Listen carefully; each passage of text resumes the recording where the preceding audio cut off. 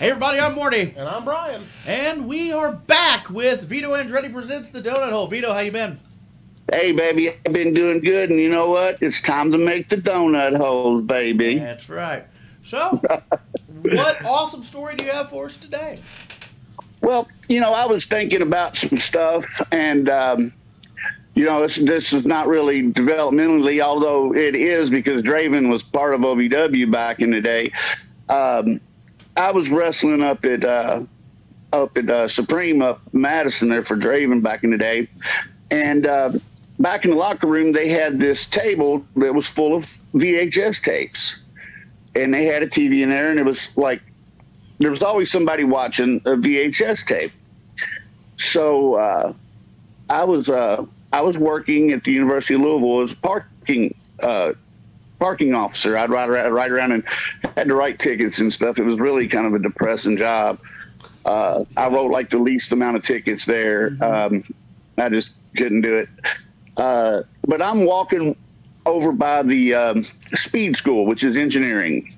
And I'm walking around. There's like a fence and the grass and the cars are pulled up to it. And I walk around and I kick something that sounds plastic. And I look out and it's a VHS tape. And it's obviously a porno tape. I can't remember what the name of it was. And from the name, I couldn't tell whether it was what kind of porn it was. So I go home and I put it in the VHS player, and it's very muscular men gay porn.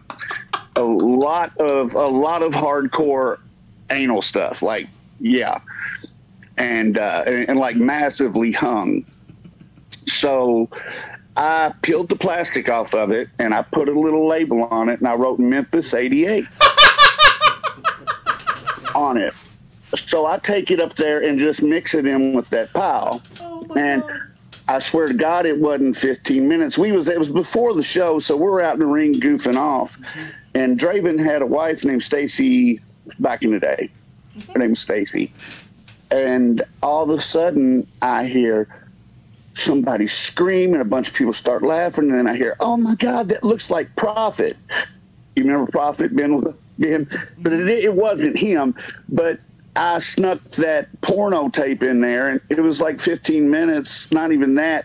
We're out there, next thing you know, screaming, and everybody's falling all out of the locker room, and I go in, and they've got there's some guy pounding another guy like viciously, and everybody was just like, they knew I did it. They're like, "Damn it, Vito!" I immediately knew. Yeah, if there was a rib somewhere, I was probably getting blamed for it, and I probably did it. Memphis 88. No, Memphis 88. And you know the thing about it that is the tape laid there for a while, and then it just disappeared. So somebody had a fancy for old Memphis 88, and I don't know if the tape's still around or not. I made a meme that said I took a VHS tape, picture of a VHS tape with the white label on it, and I just wrote Memphis 88 on it and posted it on Draven's wall. That was recently, but the old Memphis 88 story, yeah. We had some great times up there in Madison. I would consider that my home away from home from OVW, you know, because OVW kind of changed. Not that I still don't love it, and it's still part of my part of me, you know, I'm part of that. But Supreme and you guys up there, y'all were like, it was like a second home. Hey everybody, it's Morty. It's Brian. And thank you for watching today's episode of Developmentally Speaking. If you could, please click that subscribe button. And don't forget to punch that bell icon so you can get notified whenever we go live or drop a new video every Monday.